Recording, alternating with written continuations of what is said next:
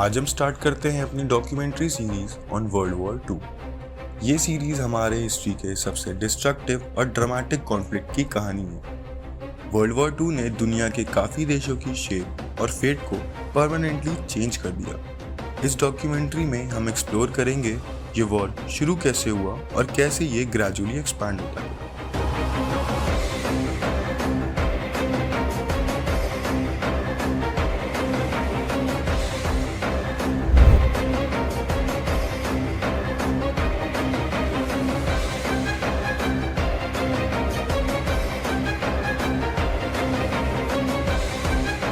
World war 2 के origins को समझने के लिए हमें पहले थोड़ा और पीछे जाना पड़ेगा, वर्ल्ड वॉर 1 के बाद के पीरियड में। वर्ल्ड वॉर 1 के एंड के बाद 1919 में एक ट्रीटी साइन हुई थी जो वर्ल्ड वॉर 2 के लिए फाउंडेशन बन गई, ट्रीटी ऑफ वर्सेल्स। ये ट्रीटी स्पेशली जर्मनी के अगेंस्ट थी और उसको वर्ल्ड वॉर 1 के लॉसेस के लिए ब्लेम किया गया। इस ट्रीटी के थ्रू जर्मनी पर बहुत सारे रिस्ट्रिक्शंस लगाए गए, मिलिट्री पर लिमिटेशन, ह्यूज रेपरेशन पे करने का डिमांड और बहुत सारी लैंड लॉस करने का बर्डन भी। ये क्लॉसेस जर्मनी के लिए ह्यूमिलिएशन बन गए और उसने जर्मनी की इकोनॉमी को पूरा कोलैप्स कर दिया। इस ह्यूमिलिएटिंग ट्रीटी ने जर्मनी में इकोनॉमिक और पॉलिटिकल इंस्टेबिलिटी को जन्म दिया। काफ़ी लोग अपनी बेसिक नीड्स तक पूरी नहीं कर पा रहे थे।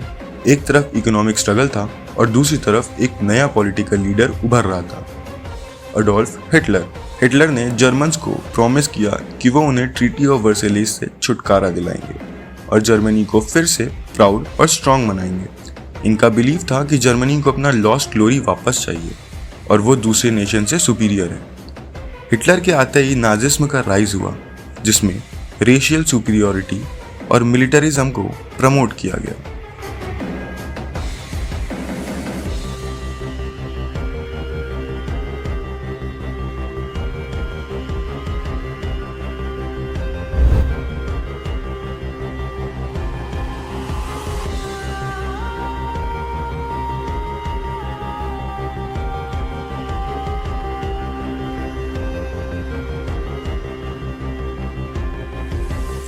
जर्मनी में सिर्फ नाजिज्म नहीं लेकिन एक और इम्पॉर्टेंट ट्रेंड था, टोटलिटारियनिज्म। टोटलिटारियनिज्म वो सिस्टम है जिसमें डिक्टेटर या लीडर के पास कंप्लीट कंट्रोल होता है। हिटलर के साथ इटली में भी एक ऐसे लीडर ने राइज किया, बेनितो मुसोलिनी। मुसोलिनी ने इटली में फैशिज्म का राइज किया। उनका ड्रीम था एक न्यू रोमन एम्पायर स्टैब्लिश करना और इटली को पावरफुल बनाने का। मुसोलिनी और हिटलर दोनों ही काफ़ी एग्रेसिव पॉलिसीज अडॉप्ट कर रहे थे और मिलिट्री को स्ट्रेंथन कर रहे थे। इटली और जर्मनी के अलावा जापान में भी एम्परर हिरोहितो और मिलिटरिस्ट लीडर ने एग्रेसिव एक्सपेंशन पॉलिसीज अडॉप्ट की। जापान के लीडर्स ने एशिया में एक्सपेंशनिस्ट पॉलिसीज फॉलो करते हुए चाइना और other south east Asian countries पर अटैक करना स्टार्ट किया। इन तीनों कंट्रीज जर्मनी, इटली और जापान ने अपने एक्सपेंशनिस्ट ड्रीम्स को अग्रेसिवली परस्यू किया। इनके आइडियोलॉजीज में अपने नेशन को डोमिनेट, पावरफुल बनाना और न्यू टेरिटरीज कैप्चर करना इम्पोर्टेंट था। अब ये तीनों मिलकर एक अलायंस में आ गए और एक्सिस पावर्स बन गए।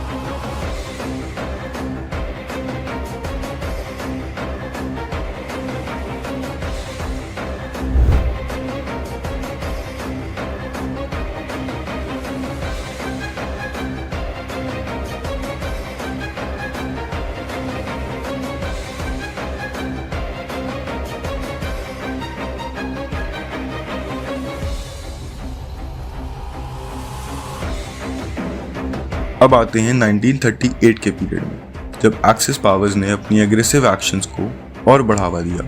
जर्मनी ने ऑस्ट्रिया को अपने साथ मर्ज कर लिया और उसके बाद चेकोस्लोवाकिया का सुडेटनलैंड भी ऑक्यूपाई कर लिया। इस वक्त एलीट पावर्स लाइक ब्रिटेन और फ्रांस ने रिएक्ट नहीं किया क्योंकि वो वॉर अवॉइड करना चाहते थे।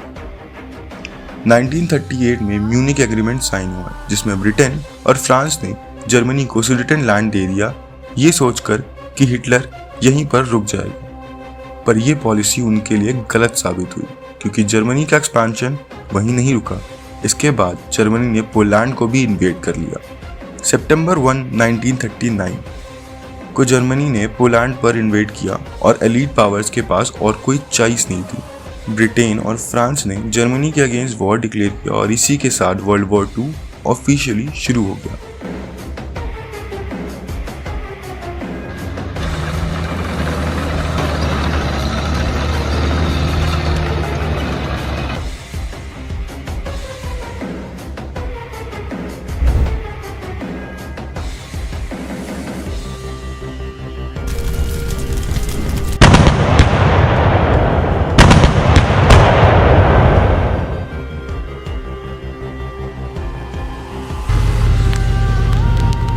वर्ल्ड वॉर 2 के शुरुआती फेज में जर्मनी ने ब्लिट्जक्रीग टैक्टिक्स का यूज किया। ब्लिट्जक्रीग का मतलब है लाइटनिंग वॉर, यानी तेजी से इन्वेड करना और एनिमी को ओवरवेल्म करना। 1941 में जर्मनी ने फ्रांस को भी अपने कंट्रोल में ले लिया। फ्रांस के कोलैप्स के बाद हिटलर ने ब्रिटेन पर भी अटैक करने का प्लान किया। इसे हम कहते हैं बैटल ऑफ ब्रिटेन। जर्मनी ने ब्रिटेन पर काफ़ी हेवी एयर रेड्स किए, लेकिन ब्रिटेन की RAF रॉयल एयर फोर्स ने जर्मनी के प्लान्स को डिस्टर्ब कर दिया। बैटल ऑफ ब्रिटेन के दौरान लंदन और इंग्लैंड के बहुत सारे शहरों पर बॉम्ब्स गिराए गए, लेकिन ब्रिटेन ने सरेंडर नहीं किया और इनकी डिफेंसिव काफ़ी स्ट्रॉन्ग रही। ये वॉर का पहला मेजर डिफीट था जर्मनी के लिए।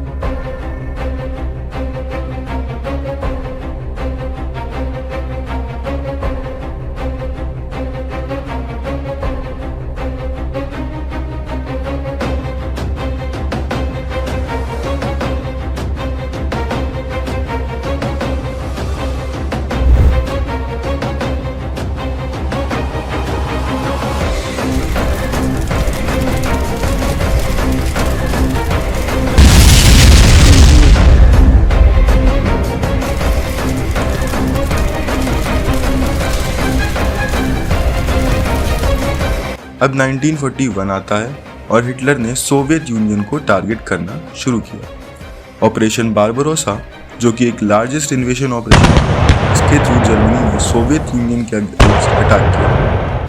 यह ऑपरेशन जर्मनी के लिए शुरुआत में सक्सेसफुल रहा, लेकिन रशिया के हार्श विंटर और सोवियत फोर्सेस के रेजिस्टेंस की वजह से जर्मन आर्मी को बहुत बड़े लॉसेस फेस करने पड़े। ऑपरेशन बारबरोसा के फेलियर ने जर्मनी को वीकन कर दिया और अब अलीट पावर्स के पास एक चांस था इस अग्रेशन का जवाब देने का। ये वर्ल्ड वॉर 2 के टर्निंग पॉइंट्स में से एक बन गया और अब ये वॉर और भी ग्लोबल और इंटेंस हो गया।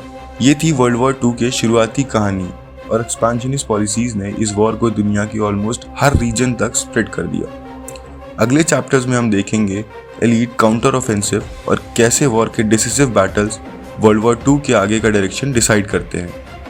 अगर आपको ये वीडियो पसंद आई तो लाइक और सब्सक्राइब जरूर करें। अगले एपिसोड में हम देखेंगे एलीट पावर्स का कैसे काउंटर अटैक शुरू होता है और वर्ल्ड वॉर 2 का टाइड कैसे चेंज होता है। Thanks for watching.